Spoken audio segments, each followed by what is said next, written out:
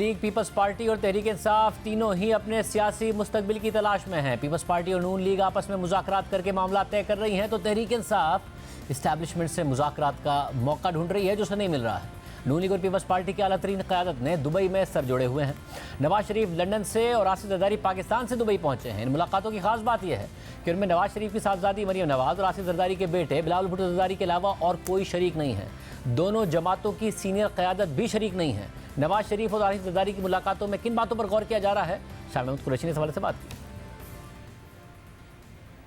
इस वक्त दुबई की बैठक का बड़ा चर्चा है। आसिफ अली जरदारी ख्वाहिशमंद हैं, बिलावल ख्वाहिशमंद हैं, नवाज शरीफ साहब वजारत उज़्मा की दौड़ में हैं, मरियम साहिबा वजारत उज़्मा की दौड़ में हैं। सबबंदी हो रही है तो हसूल इक़्तिदार की सबबंदी हो रही है। पाकिस्तान को इस दलदल से निकालने की मनसूबाबंदी नहीं हो रही।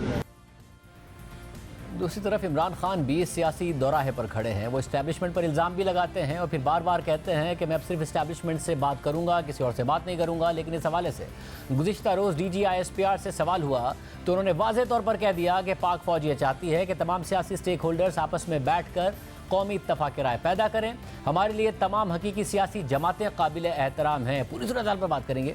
सीनियर साहब की तज़कियात से बड़ाई साहब हमारे साथ गुजरे। बड़ाई साहब, बहुत शुक्रिया शो ज्वाइन करने के लिए। बड़ाई साहब, आप बारहा कहते रहे कि इमरान खान साहब को CBM करने चाहिए, बातचीत का रास्ता खोलना चाहिए। आप लोगों की मुलाकात हुई, उसके हवाले से भी आपने बताया कि यही बात होती रही। अब खान साहब कह रहे हैं मैं पैगाम बार बार भेज चुका हूँ, मुझसे वो बात ही नहीं करने को तैयार हैं। DGI-SPR ने भी कहा कि हकीकी सियासी जमातें आपस में बैठ कर डायलॉग करें। तो क्या करें अब खान साहब? देखिए जी, खान साहब उनके यहाँ सूबाई मिनिस्टर थे हाशिम डोगर साहब। ये आर्मी चीफ के बैचमेट थे। तो हाशिम डोगर साहब तहरीक इंसाफ में थे। सुना है कि वो भी पैगाम जो है वो लेके जाते रहे। लेकिन मेरा ये ख्याल है कि आर्मी अब रिज़ॉल्व कर चुकी है कि PTI का जो 9 मई का जो इंसिडेंट है, इसके हवाले से ज़ीरो टॉलरेंस है। और शायद वो डायलॉग क्या करना, वो तो शायद इनको अगले इलेक्शन में अगर ये जीतते भी हैं तो बर्दाश्त ना करें। तो मेरा ये ख्याल है कि खान साहब को यकतरफ़ा जब कोई बात दूसरा ना कर रहा हो तो आप यकतरफ़ा CBMs करते हैं, आप ऐसे इक़दाम करते हैं। मैं आपके शो में भी पहले ये अर्ज़ कर चुका हूँ कि बेहतरीन तरीका तो ये था कि ये कहते कि 9 मई के वाक़े में जो भी इन्वॉल्व हैं, मैं उन सबको पार्टी से निकालता हूँ और उनके ख़िलाफ़ तादीबी कार्रवाई करता हूँ और बिल्कुल साफ़ होके और कहते हैं कि हम पॉलिटिक्स करते हैं, वायलेंस नहीं करते। तो ये एक अच्छा CBM होता, लेकिन खान साहब ने इसको मुनासिब नहीं समझा। और अब भी मेरा ख्याल है ये रास्ता है कि वो एक डेलीगेशन बनाएं, मुसलसल जो है ये सिग्नल दें। ठीक है, आज नहीं इस्टेब्लिशमेंट बात कर रही, आज नहीं हुकूमत बात कर रही, महीने बाद कर लेगी, 2 महीने मगर बाद बड़े साहब, खान साहब की कंसिस्टेंट लाइन है जिस पर हमने देखा कि DGI-SPR ने बड़ा सख्त जवाब दिया कि जी ये खुद कराया था इन्होंने और ये सारा का सारा प्लांटेड था ताकि तहरीक इंसाफ पर पाबंदी लग सके।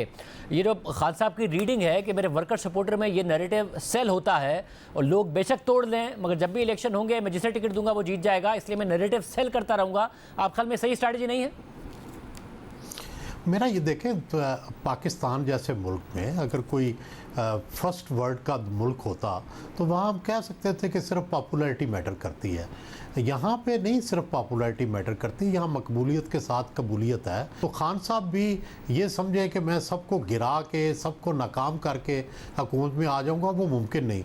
या तो वो इतना बड़ा इनकलाब ले आते, लाखों लोग जो थे उस दिन 10 मई को निकल आते बाहर, वो हो नहीं सका। अगर वो उनका ज़हन में ये इनकलाब भी था तो वो फेल हो गया।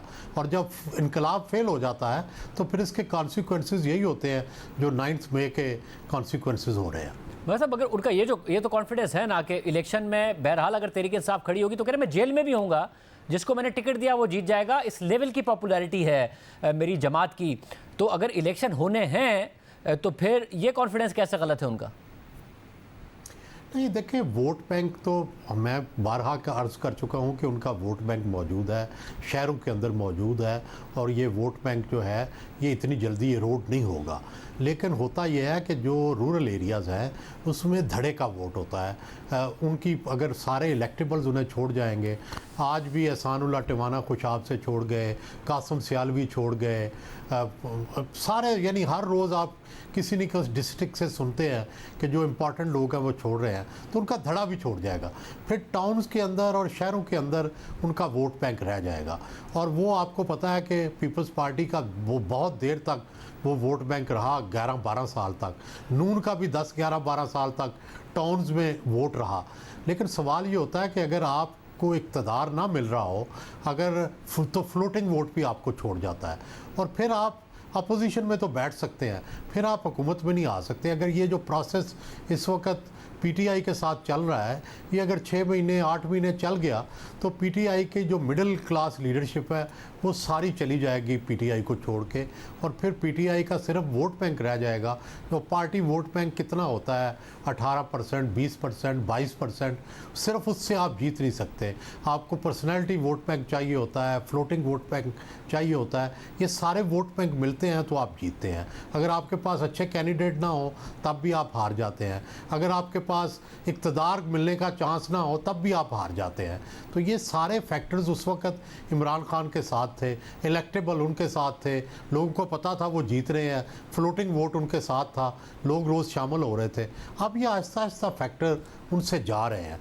अगर खान साहब ने इस्लाह अहवाल ना किया तो आहिस्ता आहिस्ता वोट बैंक जो है उनका रोड होता जाएगा और लोग जो हैं वो बेहतर चरागाहों की तलाश में निकल जाते हैं। साहब, ये जरदारी साहब, नवाज शरीफ साहब का दुबई में होना, मुलाकातें करना, ये आपको क्या नतीजा इसका नज़र आता है, क्या होने जा रहा है?